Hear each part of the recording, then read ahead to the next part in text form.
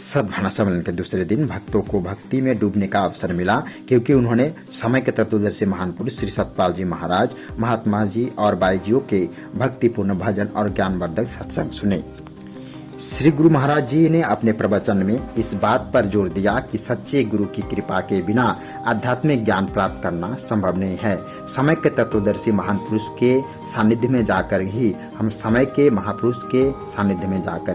हम उस दिव्य आत्म ज्ञान का प्राप्ति कर सकते हैं।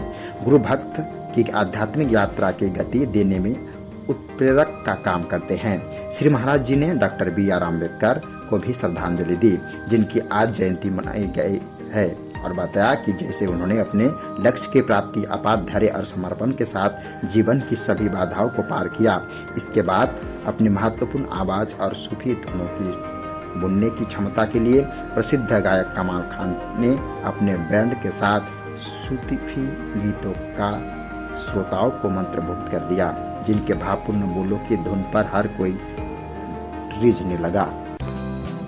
15 अप्रैल को श्री आयांश जी जन्मदिवस की शुरुआत सुबह एक पवित्र पूजा समारोह के साथ हुई।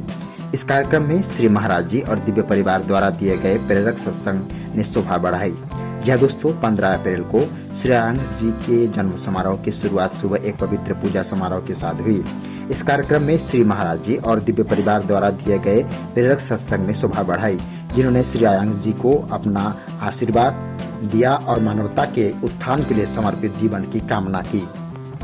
प्रिय सज्जनवृंद, इससे पहले आयोजित 2 दिवसीय समारोह की भव्यता पर विचार करते हुए, जिसमें भारत की और दुनिया भर से आए भक्तों के साथ साथ दिव्य परिवार के सदस्यों का भी स्वागत किया गया था, श्री महाराज जी ने इस बात पर जोर दिया कि ज्ञान परिवारों के भीतर एकता और बढ़ावा देता है और उन्हें किसी भी चुनौतियों से पार पाने की शक्ति देता है। जी हाँ दोस्तों, उन्होंने आगे बताया कि आध्यात्मिक रूप से जागृत व्यक्ति जो राष्ट्र की भलाई के लिए प्रतिबद्ध है, स्वाभाविक रूप से संतुलित और समावेशी निर्णय लेता है।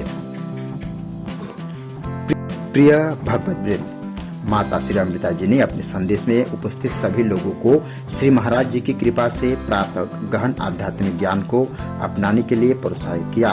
उन्होंने सभी से गुरु दरबार द्वारा दिखाए गए मार्ग पर ईमानदारी और समर्पण के साथ चलने का भी आग्रह किया। श्री विभू जी महाराज ने 3 दिवसीय कार्यक्रम के सुचारू संचालन में योगदान देने वाले सभी लोगों की प्रशंसा की। उन्होंने स्वीकार किया कि उत्सव के हर पहलू की सफलता माता श्री अमृता जी की दूरदर्शिता और सावधानी पूर्वक मार्गदर्शन के कारण संभव हुई, जिन्होंने सुनिश्चित किया कि छोटी छोटी बात का भी ध्यान रखना जाए।